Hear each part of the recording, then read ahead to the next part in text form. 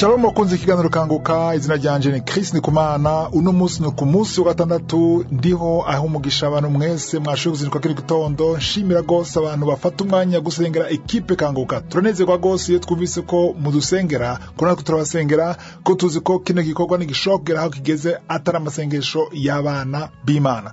Ndiho ahezegira umuntu wese dusengera, namara bibutsa igihe cyose musengera equipe kanguka, mudusengera kugira ubugombe bw'Imana bube muri kanguka ko buri mwijuru, kandi musengere n'abantu bose bitanga mu kudushigikira ari bo abapartenaire bakanguka n'abantu bashigikira no murimo barakeneye cyane amasengesho. Turabasengera, namwe turasaba ko mwobasengera. Abantu bose baduha intahe cyangwa ubuhamya, ndiho abaho umugisha. Turanezerwa gose n'intahe zanyu kuko ziratuma abantu bizera. Ibi byose mwumva, izintahe zose mwumva, abantu bashinga intahe kuva ku munsi wa mbere ku munsi wa gatandatu, ni kubera wewe utanga intahe. Umuntu wese atanze intahe umenye ko kurakingura umuryango, ukingurira umuryango abandi. Rero nimba warakijijwe, nimba warakize, nimba warabohotse, nimba ikintu cyabaye kuri wewe ukashaka ko abandi bagiri kwizera, utange audio. Duhe audio kuri WhatsApp uciye kuri 71 11 11 32 plus 257 71 11 11 32. Uno munsi rero nashaka kubaha itangazo. Murazi yuko umwaka uheze twarafashe umwanya udasanzwe musengera igihugu cy'u Burundi. Hari itariki 4 z'ukwezi kwa mbere n'amasengesho twari twise Burundi for Jesus. Murazi ko twasenze, kandi amasengesho yabaye yarashoboye guca kuri YouTube en direct. Twamaze umunsi wose ko turasengera igihugu. Ubu rero tuko turategura edition ya kabiri, ni kuvuga gusubira gusengera u Burundi muri amasengesho nyene ya Burundi for Jesus. Azwari edition ya kabiri izoba itariki 10 z'ukwezi kw'indwi, le 10 juillet. Rero nkuko mubizi, si kuri stade na hantu, ni muri salle. Ibibanza biri limité, nvuga yuko abantu bose ntiboshobora kwinjira nko kuri stade. Rero ni vyiza ko umuntu wese ashaka kuza aho nyene tuzogira amasengesho yiyandikisha. Kwiyandikisha rero kuri application ya Kanguka. Nimba uri kurumva inino tangazo, ugende kuri application ya Kanguka, urabona ahantu handitse kwiyandikisha mu masengesho. Ufyonze ngaho ucugenda kuri WhatsApp, hanyuma uzurishura ibibazo bakubaza, hanyuma turagushira kuri liste. Ni kuvuga yuko ari gitigiri tudashobora kurenza. Hanyuma icyo gitigiri cyashika, abaza mu nyuma nabo nyene tuzobashira ahantu novuga kuri liste d'attente, kuko barindire yuko umunsi wa confirmation wo kwemeza kuzoza ni tariki 28 z'ukwezi kwa gatandatu, le 28 juin. Rero iyo tariki ya 28 z'ukwezi kwa gatandatu niho ugira wiyandikishe, uzogaruke kandi kwemeza confirmation ko uzoza. Hanyuma je guha ico bita QR code arizo gufasha kwinjira aho zotko turasengera itariki 10 z'ukwezi kw'indwi. Kitwa tubikoze gutyo ni kubera twasanze hari abantu biyandikisha bigitangura, ariko mu nyuma hegereje ugasanga hari programme zindi zagiyemwo, ugasanga rero wamaze kuzibira ikibanza c'abandi. Cyo gituma rero uyandikisha ubu, hanyuma itariki 28 z'ukwezi kwa gatandatu, 28 juin, ugasura ukemeza ko uzoza. Udasuye kwemeza, ico kibanza cyo tugiha abandi bazoba bari kuri liste d'attente bari barindiriye. Kwiyandikisha rero nko nabivuze, muraca mubibona muri application, murabe hano handitse ngo kwiyandikisha mu masengesho. Abari kuri channel ya WhatsApp, turafite channel ya WhatsApp, na nyine tuza gushira ko iyo link abashaka kwiyandikisha bashoboye kwiyandikisha hakikare. Ni byiza ko kwiyandikisha hakikare, kuko igitigiri kigeze turahagarika, abasigaye baja kuri liste d'attente. Azora amasengesho adasanzwe yo gusengera igihugu cy'u Burundi umunsi wose, nk'uko twabikoze umwaka uheze. Hari n'abakozi b'Imana babashitsi bazohaba kudufata mugongo, kandi turizeye kubona ikiganza c'Imana. Reka ndabarekere mwumvize intahe, inyuma y'izo ntahe cyo dusenga.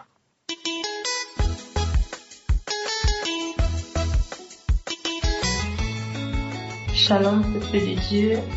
Je suis camerounaise vivant à Douala. Je m'appelle Corinne, âgée de 42 ans, mariée depuis 16 ans, et j'avais des difficultés à concevoir. Shalom bwoko bw'Imana, ndi umunyakameruni, mba mu gisagara ca Douala. Nitwa Corinne, nkaba mfise imyaka 42. Hanyuma hakaba haheze imyaka 16 nubatse. Rero nari mfise ikibazo cyo gusama imbanyi. Naragiye kwifuza ku bitaro bitandukanye mu kugerageza kuronka ikibondo, ariko bidakunda. Umunsi umwe ariko wa gatandatu ku mutaga nyuma y'imirimo, naratashe nisanga ndi jenyene muhira. Et il m'est venu à l'esprit d'écouter les témoignages Kanguka. J'ouvre dans mon téléphone, je me mets à genoux, je suis tombée sur un témoignage. J'ai écouté les témoignages et puis après les témoignages, je me suis mise en prière comme le pasteur était en train de prier. Hanyuma byaranciyemwo mu vyiyumviro ko nokumviriza intahe zo mu kiganiro Kanguka. Ndarondera muri telefone yanje, ndafukama, hanyuma ngwa ku ntahe. Narumvirije intahe, hanyuma y'izo ntahe naciye ninjira mu mwanya w'amasengesho kuko umukozi w'Imana ariko arasenga. Igihe ariko arasenga, yarasengeye abagwayi, mu nyuma yarasengeye n'abakenyezi batararonka uruvyaro. Nuko rero mu mwanya w'amasengesho narumva ko ari jewe bariko baravuga, ni nkuko yari jewe yariko aravuga mu masengesho ati: ndabona umukenyezi amaze imyaka 15 ata mwana araronka. Rero aravuga ati: shira ikiganza ku nda yawe nsengane nawe. On a prié ensemble. Pendant la prière, je me suis sentie emportée. C'est comme si quelque chose s'était passé en moi au point où j'ai senti une décharge dans le corps. Je me suis découlée, je suis tombée, mais je suis restée toujours dans la prière. Twarasenze, hanyuma mu mwanya w'amasengesho narumvise nk'aho umengo natwawe ahandi hantu. Ni nk'uko umengo hari ikintu cari kibaye mu mubiri wanje ku buryo numvise nk'aho ari umuyaga nkuba umfashe mu mubiri. Naciye ngwa hasi, ariko nagumye ndiko ndakurikira amasengesho. Rero inyuma y'amasengesho narumvise ko nagendewe n'Imana. Aho hari mu kwezi kwa gatanu, haraheze imyaka 2. Naho nshinze intahe nteba, hari mu kwezi kwa gatanu ico gihe. Et puis ce même mois, je suis tombée enceinte. Et par la grâce de Dieu, je suis tombée enceinte et aujourd'hui je suis maman des jumelles. Rero muri uko kwezi nyene narasamye imbanyi. Kubw'ubuntu bw'Imana narasamye. Hanyuma uno munsi ndi umumama w'abana b'amahasa b'abakobwa. Naho natevye gutanga intahe, naratahuye yuko nabwirizwa gushinga intahe kugira mvuge ukungene Imana ari inkuru, ivyo yankoreye, ukuntu Imana idashobora kuduheba itaravye ikibazo cose twoba turiko turacamwo. Tugire kandi tugumane ukwizera. Twizere Imana n'umutima wacu wose, hanyuma izokwama iseruka. Nje rero kuri uno mugoroba kugira nshimire cyane umukozi w'Imana, kubera ko naronse ukubohoka kwanje biciye mu kiganiro agirisha, niho nahezagiriwe. Ndashimiye ubwoko bw'Imana, kandi Imana iduhezagire, ibandanye duhezagira. Yibuke nabo bandi bose bama bariko barayirira ijoro n'umurango, nkuko nanje nahora ndabikora muri kahise. Imana ibagirira ubuntu bwo kuronka uruvyaro.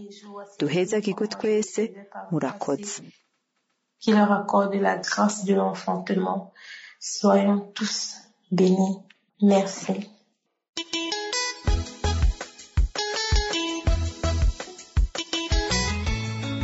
Shalom bene data, nanje nje gushinga intahe y'ivyiza nakuye muri Kanguka. Yego kare nari umuntu Kanguka narumvise bayivuga, ariko ntavyo nitaho na gato. Nabona yuko umengo ni ibintu nyene vy'ibiganiro mu bindi, ari ibiganiro bisanzwe. Niho mu nyuma ariho groupe narindimwo barazirungikamwo, ariko ntazonumviriza bene data, naca ndazifuta ntazumvirije. Satani yari yaramboshe, haheze igihe ndaba mu buzima bubi, ubuzima nyene bw'abanyabyaha, nikorera ibyaha bitandukanye, nkabona yuko umengo ntaco bitwaye.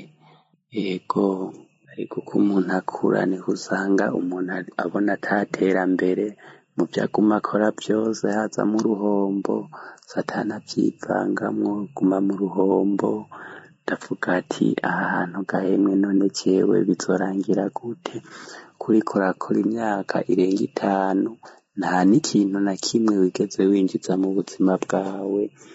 Yego niko kuja ahantu ndiyumvira nkavuga ati none ibi bintu bimeze gute? N'imyaku n'imikoshi, agendera mu binazi, ndagendera mu bapfumu, ngo kugira ngo ndabe ko vyohera bene data, ariko vyose bikaba ibintu ataco bivuze. Yego, mu nyuma niho nahura n'umuntu arandungikira akaringi kakanguka, ndakumviriza ndumva abantu bashinga intahe, ndumva bavuga benshi babohotse, bavuga ibintu vyinshi, abakize ingwara zitandukanye. Navyo nyene nkumva ubwa mbere umengo n'ububeshi, nkumva umengo n'ukubesha. Yego, jewe rero nanje nabohokeye aho, niho naciye nteresharica akanguka, batubwiye ngene tworonka akanguka, naciye nja kuri Play Store ndayiteresharica, nza ndakurikirana inyigisho, ndazikurikirana nkumva nyinshi zinkorako, niko guca nanje mpitamo kuvuga nti reka nze ndasengera hamwe n'abandi muri kanguka. Yego, bene data nari ngwaye stoma, sinashobora kurya ikintu, igitoke ndakiriye narasepfagura, ibijumbu ndabiriye narasepfagura. Yego, ibinyobwa vyinshi vy'amasoda ndabinyweye ntivyamanuka, naguma nsepfagura, ariko narasenze ndasengera hamwe n'abandi muri kanguka. Umukozi w'Imana aza arasenga, nanje ngafata bene data. Hariho umunsi umwe yigera kuvuga ati hariho umuntu agwaye estoma, nanje ndavuga ati aho ni jewe Mana, ni jewe. Yego, mu nyuma y'amasengesho naragiye muri dushe, ndarukagura urute, ndumva nguma nshaka kuvomisa bene data, ndashaka kuvomisa, ndavuga ati ngaha ndabonye impinduka mu buzima. Yego, kuva uwo mwanya rero bene data,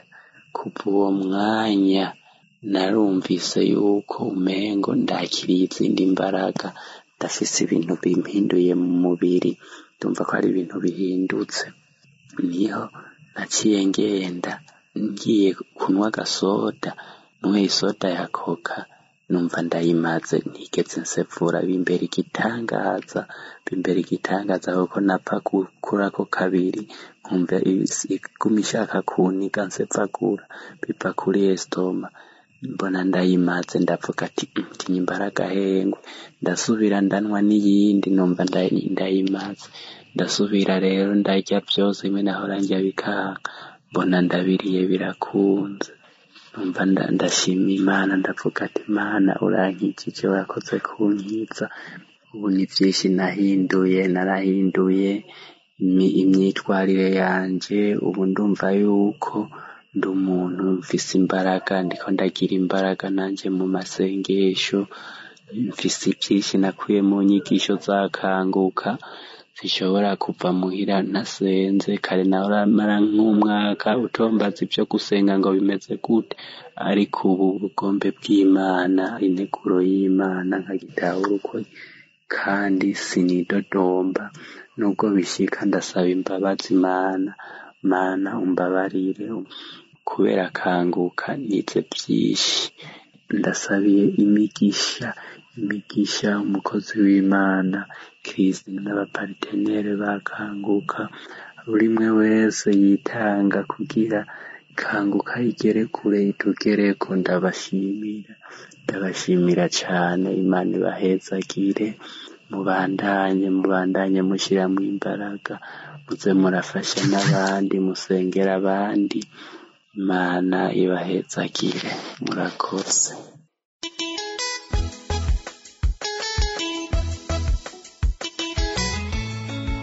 Shalom bavandimwe muri kanguka, kuri mfasha aka kanya kugira ngo nshime Imana, nanjye ntange intahe yanjye ishingiye ku kuntu Imana yanyishije diyabete, Imana yanyishije indwara nyinshi, ariko iyo mvuga cyane ni diyabete.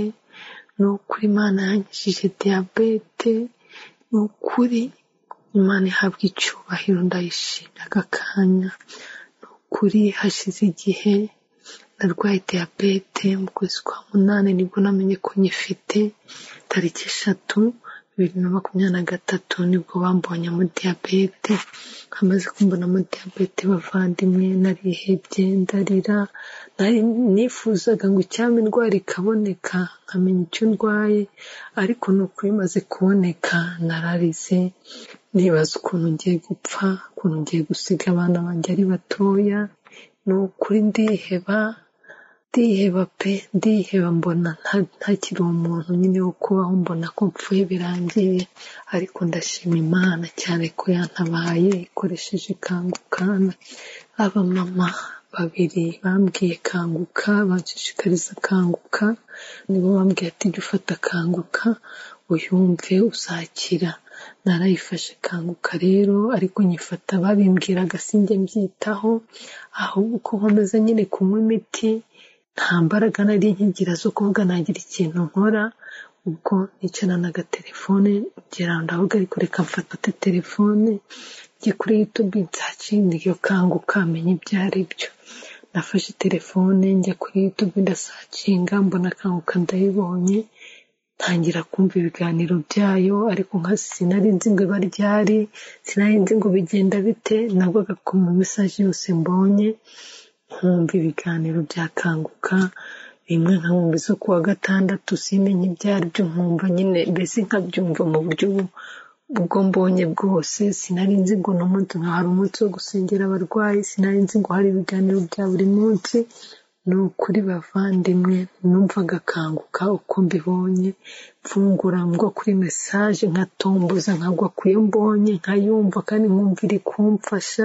Ngeraho nkunda Kanguka, ndayikunda cyane pe, nkumva iri kumfasha ngira ibiryo byanjye. Bavandimwe, nashakaga kugira ngo numve ko mu mubiri wanjye numva hameze neza. Ni ukuri nafataga Kanguka, haba mu gitondo, haba saa sita, haba nimugoroba, haba mu gicuku. Hari nubwo nayifunguraga nkaryama ndi kuyumva, iva mu kiramindi nkayisinziriramo. Ni ukuri ngeraho Kanguka ndayikunda cyane bavandimwe. Ubwo rero ukwezi kwa munani kose kwashize ndi kunywa imiti ya diyabete, ndi kurya n'ibyo bambujije kurya ntakibirya. Ni ukuri ndi kurya, naryaga igitoki, uko kwezi kose nakumaze ndya igitoki na dodo bitagira umunyu, bitagira n'amavuta. Bavandimwe, nabaye aho, ukwezi kurashira, njya kuri randevu ya kabiri mu kwezi kwa 9, ndagenda ngera kwa muganga, nsanga hari abakecuru, abasaza, abantu bakuze nyine benshi baje gufata imiti. Bavandimwe, narahageze agahinda karanyica, ndarira. Noneho kubera ukuntu nyine nabo babyeyi bari bahari baje kwivuza, bakase ni ibiki, nkabura ukuntu mbabwira uburyo kindwaye, kandi bo nabonaga bakomeye, nkabura ukuntu basobanurira ikiri kundiza.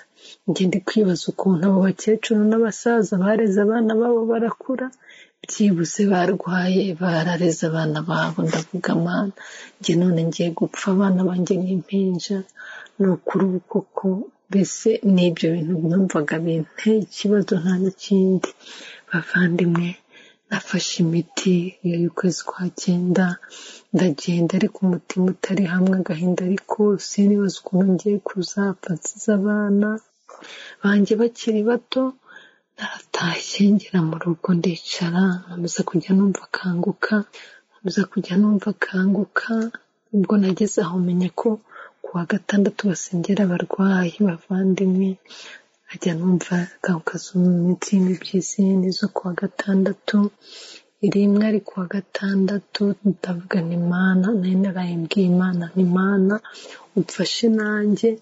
Kuko nagiye numva Kanguka, najyaga numva mu mubiri ugucika intege k'umubiri kwaragabanyutse pe, numva noneho mfite imbaraga byibuze uko biri.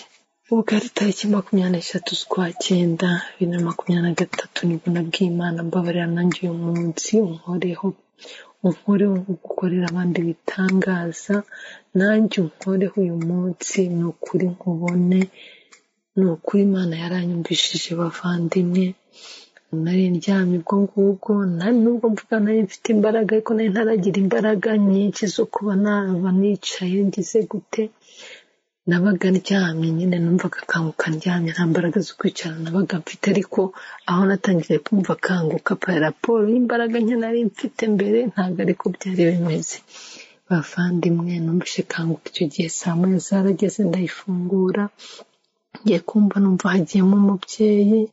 Imana iha umugisha abantu batanga intahe, yavuze intahe ye ni ukuri numva ni njye ari kuvuga akitangira, numva ni njyewe neza ndarira intahe zose zitambuka ndi kurira. Kirisi arasenga ndi kurira, ni ukuri Kirisi agiye gusoza numva aravuze ngo Imana hari abamama babiri ikijije, Imana ikijije abantu b'abamama babiri diyabete, ati umwe araryamye ari ku gitanda ari kurira. Numva ni njye yavuze, ndafata ndacakira ndavuga ni njyewe, numva ndahindutse, numva ndakize, ntakira gukira bavandimwe, ni ukuri nese nakira gukira. Numva pe mu mubiri hari ikintu cyakoretse, nari mfite n'akamashini gapima. Bavandimwe nabaye aho ngaho ngeraho neza, numva umubiri wanjye habaye hazima. Ejo bundi nibwo nongeye ndwara umutwe umeze nk'ibisazi, njya kwa muganga nca mu byuma n'ubundi babura uburwayi. Bigeze aho ndavuga nti rero mumfate na diyabete murebe ko nayo wenda itaba irimo. Ubwo nashakaga menye amakuru y'ukuntu umubiri wanjye umeze kuri diyabete kugira ngo nzashinge intahe mbizi, ariko ubwo nubwo nari ndwaye ukubera uwo mutwe. Bavandimwe bamfashe diyabete, arambwira ati nta diyabete ufite. Ndavuga wawu, kwizera nagize koko kwabaye ukuri, ni ukuri mva nshimye Imana. Ndavuga nti nzatanga intahe, ni ukuri intahe yanjye yariyo. Ni byinshi Imana yankijije, Imana yankijije umutwe, nari ngiye gusara neza barabuze uburwayi, ariko ubu ngubu ndi muzima, intahe yanjye yariyo. Shalom.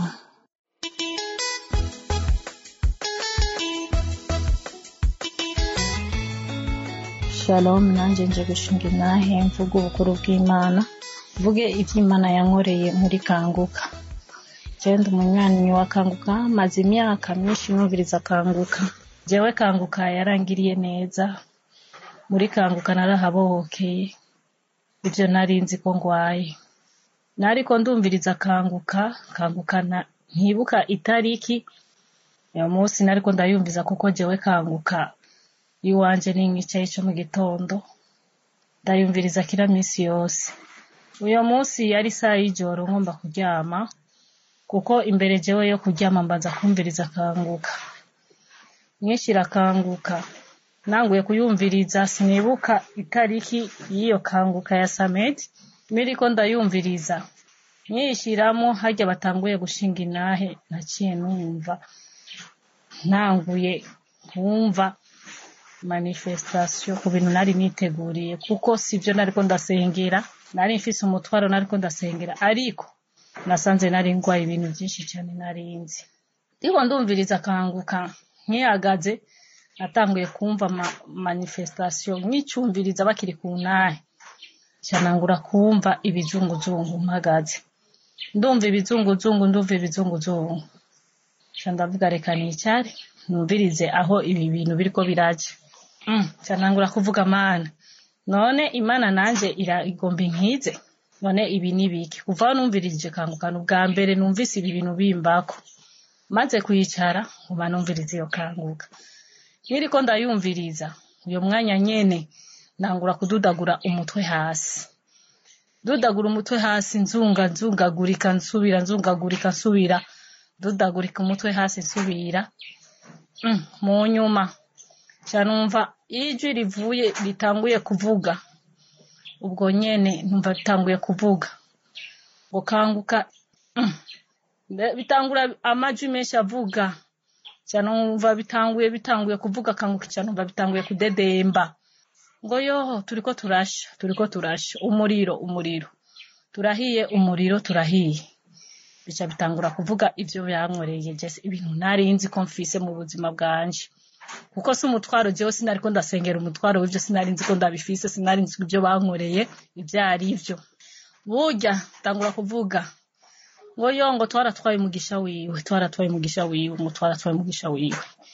ngo twaramuteye iceyi, aharenganye ngo umubiri wiwe ngo turawugarukanye ngo twaramutwaye umubiri ngo ararengana ku bantu bakaca batangura kuzana inzara bakavuga ngo arajya ariko navyibuha biradedemba bidedemba ibintu vyinshi byankoreye biradedemba biravuga ko byankoreye ku bana byose turabisubije ngo turiko turasha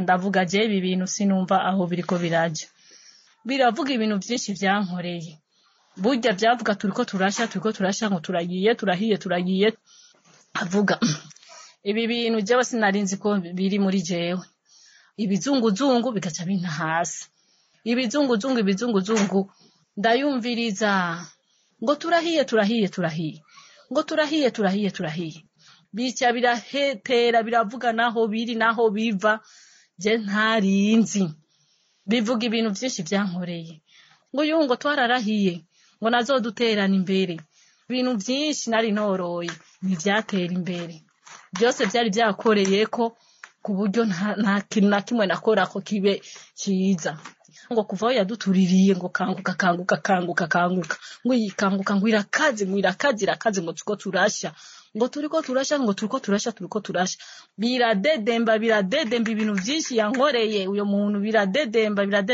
sinarinzi ko mboshwe buryo biravuga ngo turahiye kuva twahiriye ngo nituguma ngaha ngo turahiye ngo kila misi yose aradutunda ngo kila misi yose aho byavuga kila misi yose ndabitura kubera kila misi yose narumviriza kanguka ndikubita ndasubira ndikubita wa muntu yari yabitumye nawe nyene yaciye azaravuga aravuga ngo ni jewe nari nabatumye byose ni jewe nabikoze rero nanje nje gutora ivyanje biri ngaha cyambona kiranyakuye n'inguvu nyinshi sinabona icari cyo nabona nkoze n'inguvu nyinshi kiragiye ncanavuga ngo ndigiriye ngo banca ndagwa maze kugwa kuva uyo munsi sinasubiye kumviriza kanguka ngo nsubire kumviriza y'ama vertige sinasubiye kumumva ubu n'amahoro nukuri ndashima Imana narabohotse ku bintu ntarinzi ko mfise nukuri kanguka iraturemesha kanguka iradufasha kandi muri kanguka hari Imana naraye ndabohokeye ku bintu nazi ko mfise nukuri n'umutwaro nariko ndasengera siwona Imana yambohoye ahubwo nasanze mfise ibindi biri mu mubiri wanje none ndashimye nukuri ndashimiye Imana ko yankijije irambohora nico nsabiye umukozi w'Imana nukuri umukozi w'Imana Imana imuhe kuramba ibaho ingufu zo gukora n'abapatenero bose Imana ibakomeze nukuri ndashima Imana n'abataramenya kanguka nibayimenye bayikurikirane kuko hari Imana. Shalom.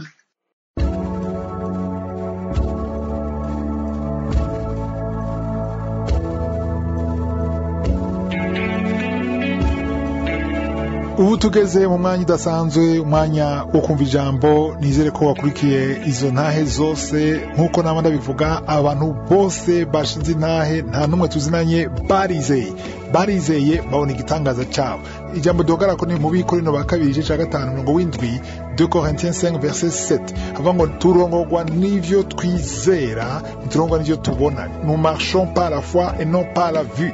Rero ibi vyose dukora no kwizera urizera yuko hari ubushobozi bwakije abo bantu kandi nawe ushobora kugukiza cyangwa ushobora gutabara bivanye n'ingene wizera. Ijejo nkora ndasenga namarabiye ko ari Yesu akiza ariko ndasenga nawe ukizera tugafatanya ukwizera.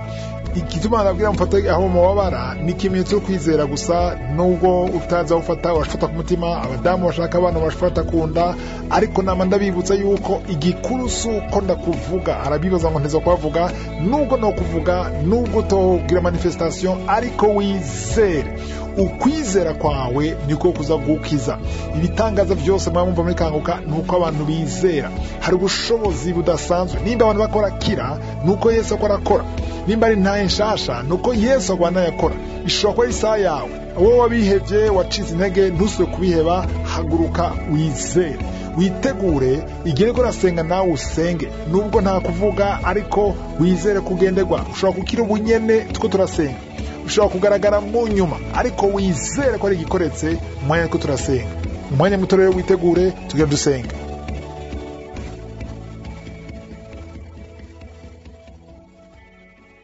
Mana data se umwami wacu Yesu Kristo, ndaje imbere yawe mu izina rya Yesu. Ndagushimira kubitangaza, ndagushimira ku bantu bakize, ndagushimira ku badamu basamye, ndagushimira ku bana bamaze kuvuka biciye mu masengesho, ndagushima kufisa ubushobozi, ndagushima kutegeka, ndagushima kuri El Shaddai, ndagushima kuri Adonai. Urakoze ku bushobozi bwawe, urakoze ko ari wewe itanguriro, niwe herezo, niwe uvuga rimwe, niwe uhindura ibihe, niwe utabara, niwe ubohora. Mana ushobora byose, Adonai Elohim. Ndagushima Mana, ndakweretse abadamu bose bafite abana mu nda, ndagusabye wowe ufite umwana mu nda ushika iganza ku nda, mu izina rya Yesu. Ndasamba ikintu cyose gishobora kuzibira urubyaro, impwemu ya false push, impwemu ituma inda zivayo, mu izina rya Yesu. Ndatuye ubuzima, ndasabye kurindwa kuvuye mu ijuru. Urakoze Mana kubana kuragira neza, urakoze kuri mu mama ukuragira neza, ukurafasha, ukurabohora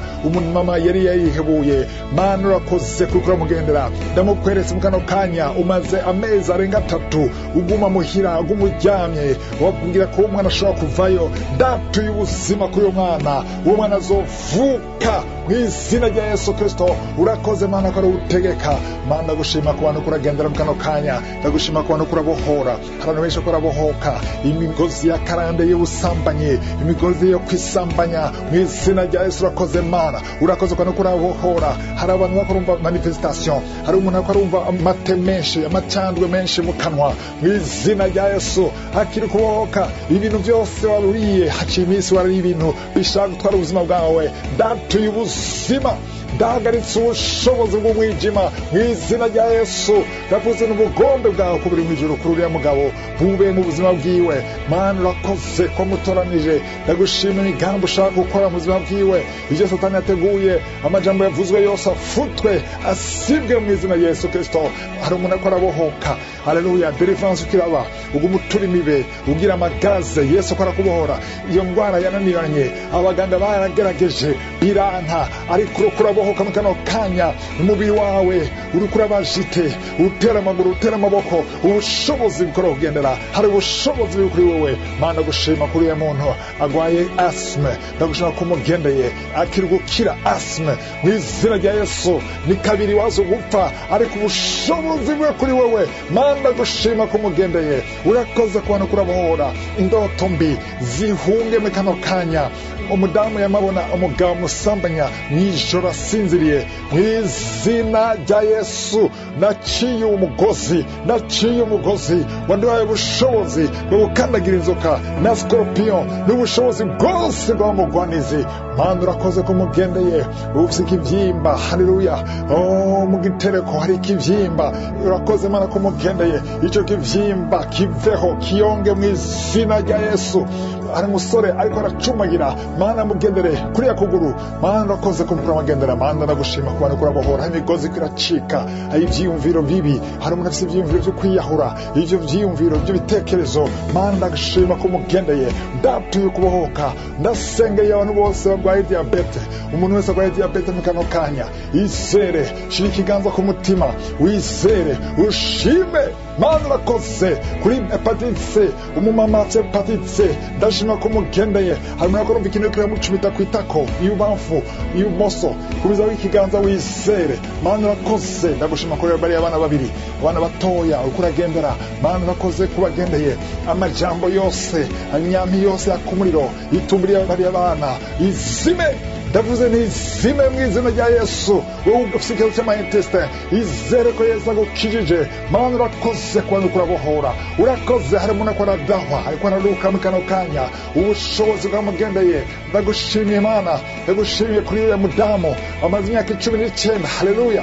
Hari umudamu amaze imyaka 19, umaze igihe kinini usenga, wizera, wihebura, usubira ugasenga, ariko izere mu kano kanya. Ugura kalma niba ari wowe, wature Yesu, wature ubushobozi, wature intsinzi. Mana gushima ko mugendeye. Ndasengera umuryango, haleluya.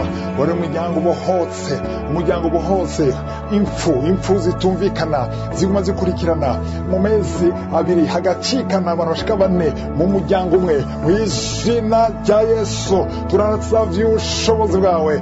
Ramvura ikiganza cyawe, icyo Satani yategetse cyose bifutwe. Turafite turafuse turasivye ivyo satani yateguye kuri uyu muryango, amajambo yavuzwe kuri uyu muryango, ibitambo ibimazi vyatanzwe kuri uyu muryango bibipfa gusa mu izina rya Yesu. Ahari urupfu haba ubuzima, ahari ukwiyebura haba ivyizigiro. Ndatuye ubuzima, umuco umurikira uriya muryango, ahari umwijima haba umuco mu izina rya Yesu. Urakoze Mana, ni benshi bakarabohoka mu kano kanya. Ndashima Mana, ndashima ku badamu bose bafashe kunda bifuza uruvyaro. Umudamu wese yifuza uruvyaro, shira ikiganza kunda wizere mu izina rya Yesu. Uriya amaze imyaka 7 ndamwatuye ku buzima, urakoze. Hari umaze gusama inshuro 4 kuvuga izi mariage, inshuro 4 fois kiye cyose usama bigacivayo. Ndasavye mu izina rya Yesu kuva uno munsi abuhoke, ugiye gusama umwana azovuka, vyature uvyizere, vyakire uvyizere. Si ubugombe bw'Imana ko igihe cyose usama umwana avayo, iyo mpwemo ituma izo mva zivayo ihunge mu izina rya Yesu. Mana urakoze ku bantu bohoye, ni benshi barakira. Hari ama hepatite B na C ziko zirakira, hari ama infection vaginale, abadamu bafise infection vaginale. Izere mu izina rya Yesu, wowe udakija mu mihango, izere ko Yesu akugendeye. Hari ubushobozi, wowe ufise ikibazo cya hypertension, kenshi ugira ubwoba kubera hypertension, ubona ko urupfu rukwegereye, ariko ugiye gukira, ugiye gukira. Tension ibe normal mu izina rya Yesu. Ni benshi ukaragenderwa. Nawe turakoze ku bantu kurabohora, urakoze ku muntu bohoye impwemo ya accident. Ndashima Mana kumugendeye, ndasabye umuntu wese turiko turasengana wizere, dushime twese mwe dushime. Ni benshi bakoragenderwa, nubwo utavyumva, nubwo nta kuvuze, ariko wizere. Data uri mu ijuru, turagushima kubitangaza, turagushima ku bantu babohotse, turagushima ku naye tugiye kumva, turagushima ku vyiza tugiye kumva bivuyemo n'amasengesho. Icubahiro no kuganza Mana bibi vyawe ubu niwe bidashira. Ni mu izina rya Yesu nsenze nizera, amen.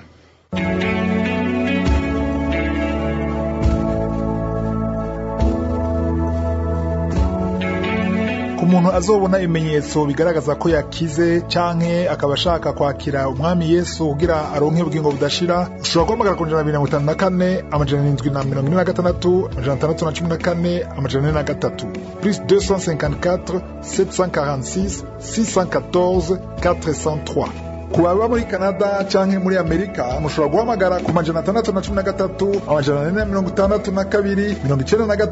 93 52 613 462 93 52.